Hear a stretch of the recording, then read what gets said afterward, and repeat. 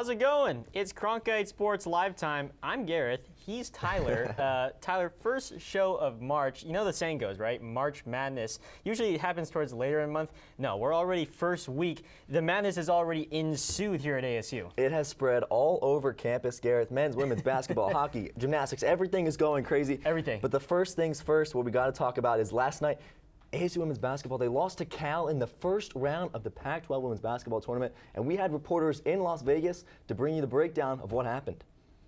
We're here for Cronkite Sports, recapping ASU's first-round exit to Cal, 71-67 at the Women's Pac-12 basketball tournament. I'm Jack Johnson. This is WCSN basketball writer Griffin Peters, and this is WCSN basketball coverage director Gabrielle Ducharme. And Griffin, I'll start the first question with you. ASU, they were in control of this game, and they really seemed to be cruising into the second round, especially given that ASU had a victory over Cal just the previous week by 23 points. Then everything unraveled in that third quarter. What happened? Yeah, it seemed like ASU was going to repeat the storyline from the last game that they played against Cal on February 28th. Have a dominant second quarter, have it almost double. They had a double-digit lead in this first half. They almost had one in the first half of the last time they played, and then just take over in the second half. That didn't happen. Cal adjusted to a full-court press, really gave ASU's younger guards some trouble, and they had a 20-0 run that went into the beginning of the fourth quarter, and ASU could really just never recover from that. Of course, ASU did unravel. They turned the ball over a lot, as you mentioned, Griffin. But obviously, you got to give Cal some credit. They shot the ball really well, 50% from behind the three-point line. Who really stood out to you, Gabby?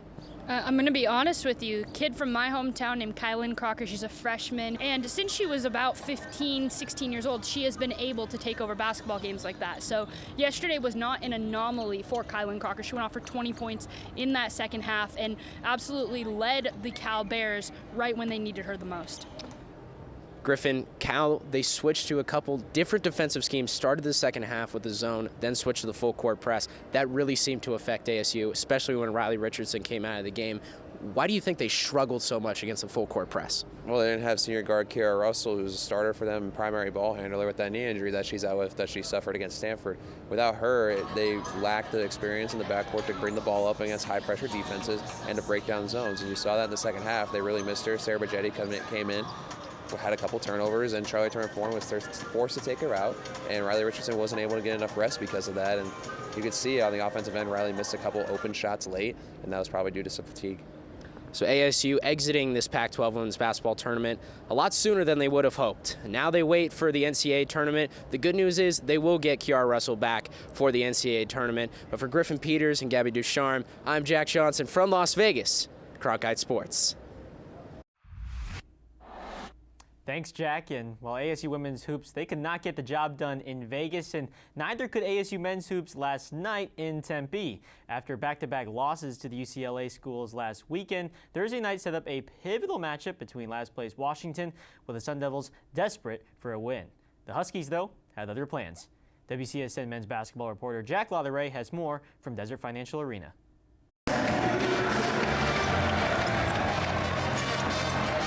It's crunch time for the Devils. After a 7-game win streak was halted in Los Angeles, the Devils were now on their back foot when they walked back into Desert Financial Arena, and they looked to get back into their groove.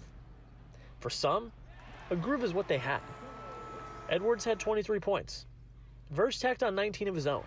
There were high highs and low lows, but the lows outweighed the highs for the Devils, and they dropped their third straight game to Washington, 90-83.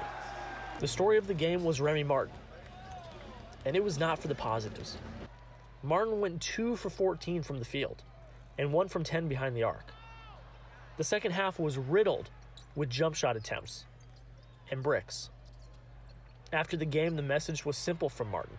We could have got better shots. I mean, especially my shots. I mean, I think that, they've been going in, a good amount of times this year. It just wasn't falling. I think I just need to find something else if it's not falling, to try to affect the game. But I think the quality of shots is what we've been shooting.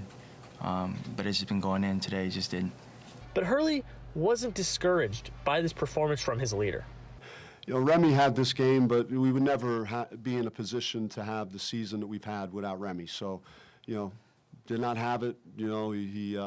This defense in particular, I think, is not built for him because of just the size and the quickness of their 4 guys that kind of set up a wall out there, and so it's hard for him to penetrate, hard for him to get a clean look from three. And Washington leaves with a win and 23 points from Desire Carter. ASU leaves with a 3-game losing streak and a critical contest on Saturday against Washington State. Reporting in Desert Financial Arena, Jack Lauderay, Cronkite Sports. The high-profile Sun Devil basketball teams are hoping their struggles are negated by tournament bids, but the women's hockey squad already got and made the most of theirs. On Sunday, the best season in program history came to an end in the team's conference tournament championship with a 5-1 loss to Colorado. But on the way, the team recorded a margin of victory of plus 58 on the season with a 17-5 record.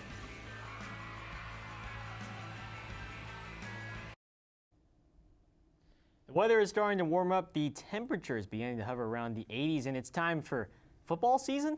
Well, that's right. ASU football kicked off its spring practices last week as the Sun Devils prepare for Season 4, all aboard the Herm train.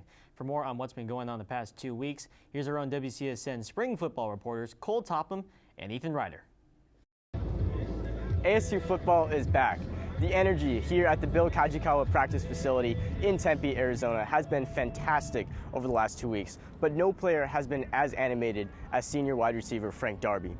Darby went down with a calf strain during the first week of practices, but that hasn't stopped him from being his overall goofy self and shouting words of encouragement to his teammates from the sideline. After initially being placed in a walking boot, Darby is now free of any support for the time being. After Friday, ASU has 8 practices remaining, culminating in their final spring practice on March 28th. As a 5'11", 218-pound running back, Diamante Trainum out of Akron, Ohio, has been very good for the Sun Devils so far in spring practice. He was ranked the number 4 recruit by ESPN out of Ohio and one of 6 top 300 nationally ranked recruits that ASU recruited this year. So far, he's looked fast, strong, agile, and everything else you would want from a possible starting running back. Taking a 5-minute walk from Herm Edwards practice field to Trisha Ford Stadium, the Sun Devils softball squad took on Wright State last night, and our Spencer Chihawk was there to recap the action. If you had heard that Arizona State was up 7-0 at the end of the first in Tempe, your mind would automatically go to Sun Devil Stadium. This was not the case Thursday, because it was here in Farrington Stadium. The first inning is where everything went wrong for Wright State. Jasmine Hill started the scoring tear with a 2-run shot before ASU took ball 4 times to score the 3rd run and set the stage for Mencken Harper. As soon as we put her in the lineup, she's like, you're not taking me out. And she's competitive. She has that Harper competitiveness. It's inbred in that family. So she's worked her tail off, and she's had some up and downs in order for her to get here. And, failure is the best teacher. And she's done a great job with her opportunities, and just really proud of her. The runs kept coming in the second with 2 more home runs. First, Maddie Hackbar launched her 7th home run, followed by Danae Chapman with her 4th. Kendra Hackbar's single brought in the 12th and final run. Carly Turner righted the ship for the Raiders, being the only pitcher to throw more strikes than balls. ASU starting pitcher Samantha Mejia pitched 3 one-hit innings and earned her 3rd win. Lindsay Lopez pitched the final 2 innings, giving up no hits and striking out 2. For Cronkite Sports, I'm Spencer Chihawk. From destroying softballs over the wall to destroying team bases, that's kind of what League of Legends is all about, and not many collegiate teams have done it better this season than ASU Esports. The ASU League of Legends team completed an undefeated 6-0 record in college LCS West Conference play, earning the number 2 seed in the West Conference playoffs. ASU and UC Irvine are the only 2 teams to remain undefeated after the regular season. The Devils will face off against Cal in the first round on March 14th. Now, let's trade those sticks in for some bats and head to the diamond where the Sun Devil baseball season is in full swing. After a sleepy start offensively, it looks as if ASU might just be capturing some magic at the dish, and our reporter Peyton Gallagher takes you on a trip around the bases and explains what's what with the Devils offense. If you've been to Phoenix Municipal Stadium during the last couple of games, you've heard the phrase, fear the fork, fear the torque, blaring out of the intercoms fairly often. Teams have just chosen to walk Torkelson instead of dealing with what he can do at the plate. The preseason All-American has been walked on over 40% of his plate appearances so far this year, which is 10% more than anyone else in the nation. Even still, the slugger is 6th in the nation with 6 dingers and has an on-base percentage that is over 600. Big man is in his bag. A lot of Torque's recent success is because of the man batting behind him. Trevor Hauver is on an absolute tear as of late, and as the saying I just made up goes, happy Hauver, happy lineup. The outfielder has had a lot to smile about as of late.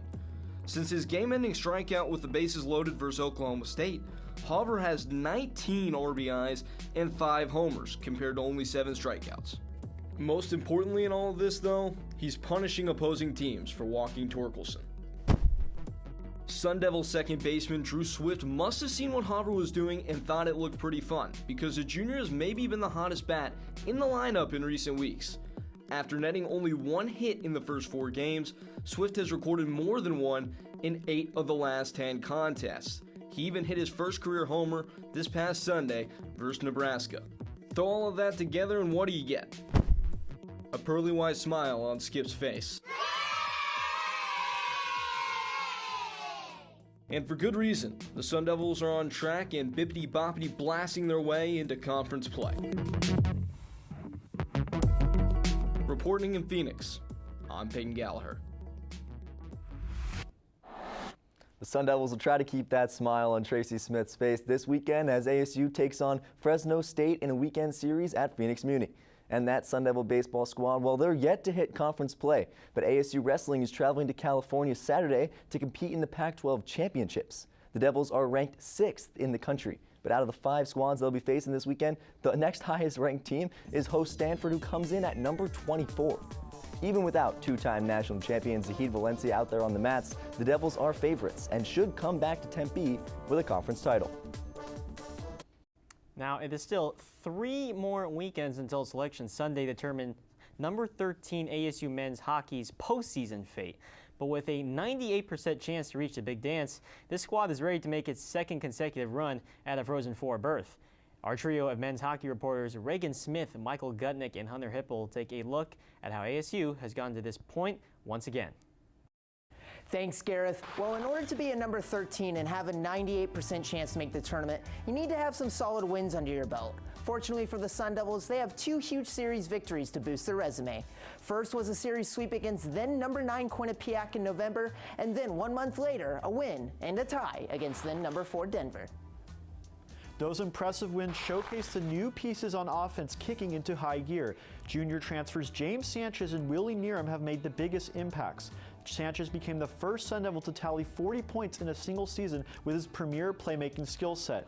Neerum put up a career-high 15 goals and 24 points with his aggressive net front presence. Those two, along with the young Blue Line core, have paddled relentlessly all season long to get to this point. If we are talking about change between this year and last year, then there isn't much to talk about. ASU upped their win total from 21 to 22 this season, a new program high. But perhaps the only change that the team experienced was their expectations. Last year, there were none, 0. This year, that changed, and they still stood up to the task and delivered with another likely NCAA tournament appearance.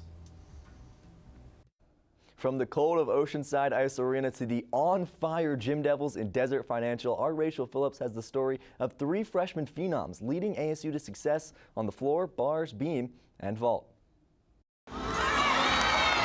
The departure of 6 Devils last season forced the recruitment of 6 freshmen, 3 of whom are springing the Sun Devils to new heights all around the gym. We're really pleased with what they've given us so far, and we're really pleased with their progress that they've made throughout the season. The 3 powerhouses have led the Devils to big victories, with each dominating on an apparatus.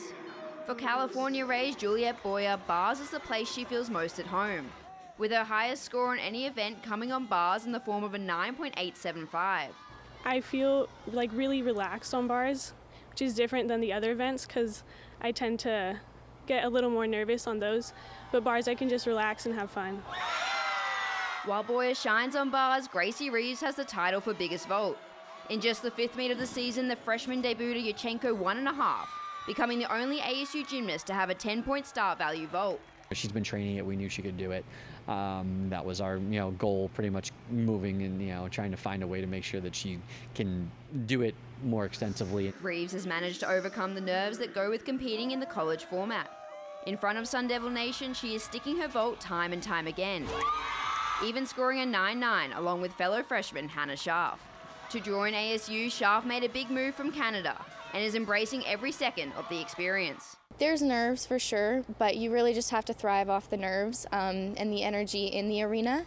Scharf's fearlessness is proving clutch. The Devil sits within .15 of a 9.9 on bars, beam and floor, with the big scores earning her Pac-12 Freshman of the Week. Despite the achievements and stuck landings from the trio, their biggest skill for the season has been their delivery on all-around, competing 18 times in just 9 meets and notching the 3 highest all-around scores from any Devil this season. It's a little bit of pressure, but I think you just have to embrace it, and I think it's really cool because I know that my team trusts me and has my back, and they believe in everything that I can do. While the trio of Boyer, Reeves and Scharf have another 3 years to impress. For Boyer, it's all about right now. It's really exciting just living out the legacy that Sun Devil Athletics has built. I'm excited to grow on that. Whether it's vault, bars, beam or floor, one thing is for sure. These freshmen are not to be overlooked. Rachel Phillips, Cronkite Sports. Thanks for that, Rachel. And meanwhile, ASU men's tennis has struggled to win on the road, but at home on the courts of the Whiteman Tennis Center, this team flips a switch. Last Friday, the Devils won a thrilling 4-3 match over UNLV in Tempe, handing the Rebels their first loss of the season. Our own WCSN men's tennis reporter Ashley Engel was there to recap the action. The Arizona State men's tennis team started the match against UNLV at a slow start as UNLV won the doubles portion of the match. But the Sun Devils didn't lose hope and knew it was up to them to perform well in their singles matches to defeat the previously undefeated team. With many players on both sides winning their singles matches, it was a tie between the two teams at a score of 3-3. It all came down to a sudden death tiebreaker between Sun Devil Jr. Andrea Bole and UNLV's Alex Cobelt. It all came down to Andrea to win the match for the Sun Devils. It's a mix, a little bit of anxiety, a little bit of excitement, I would say. But I'm actually used to this situation. It's not the first time this year. I haven't played the last match on. It's not the first time. As I said, also every semester I always get like at least one match as a last match. After a long fight, Andrea won his singles match in 3 sets, having the Sun Devils defeat UNLV 4-3. Head coach Matt Hill was proud of his team's performance, but he knows that they have 2 of the top 10 teams they have to prepare for this coming weekend. They learned that they really got to come together out there in the court when things aren't going well, that they need to kind of leverage the fact that they're not out there by themselves, and that they're on a team and they can help each other to get through moments of matches where they might be down or struggling or the match is swinging a way that they don't want it to. With the Sun Devils taking this win against UNLV, they are ready to take on Baylor and Wake Forest this next weekend. From Tempe, I'm Ashley Engel, Cronkite Sports. Good stuff from Ashley there, but in controversial news in the Pac-12 this week, one of the most polarizing figures, Larry Scott, the commissioner of the conference, is up for a contract reset. And our Sarah Abbott is here with this week's edition of Impact to give us more details on the situation. Sarah? Thanks, Tyler.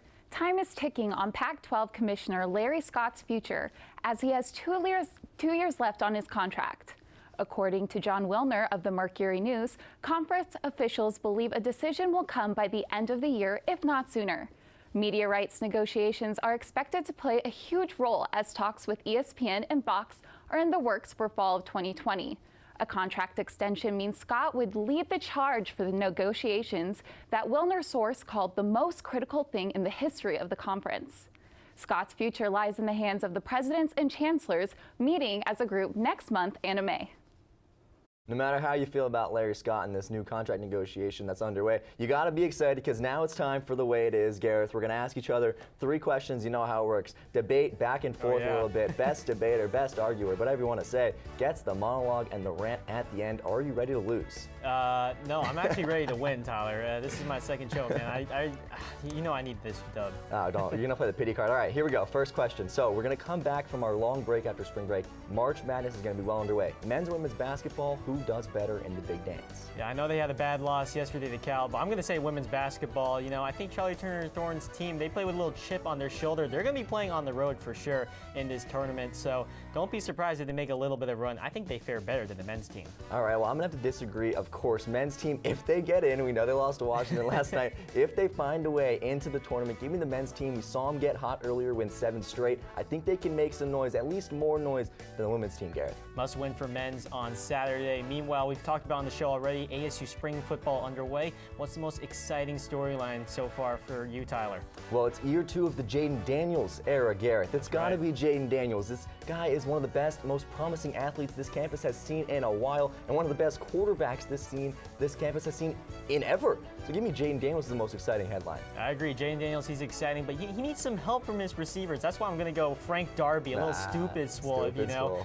This guy, he's going to be the #1 receiver. He's been following in some great receivers' footsteps already. N'Keal Harry, Brandon Ayuk. So don't be surprised if he breaks out again. I won't be surprised on and off the field if Frank Darby is the star of this next football season. But Gareth, look, there's a lot of teams on the radar right now. You got your basketballs, your hockeys, but under the radar, what team are you looking out for over this break we're about to go on? Tyler, I'm going to go a little outside the box. I'm going to go ASU men's golf. They just won the Cabo Collegiate. Cabo, what are they doing in Cabo, Gareth?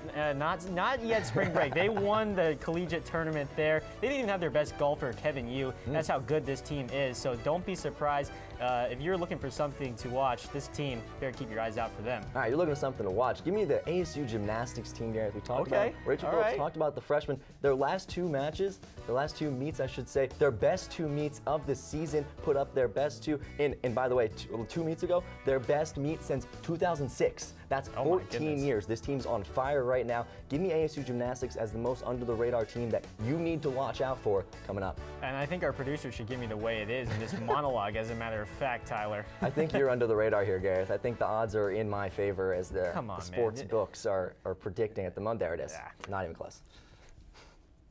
Sports are funny sometimes. As much as I think I've figured something out, in reality, I'm farther away than ever.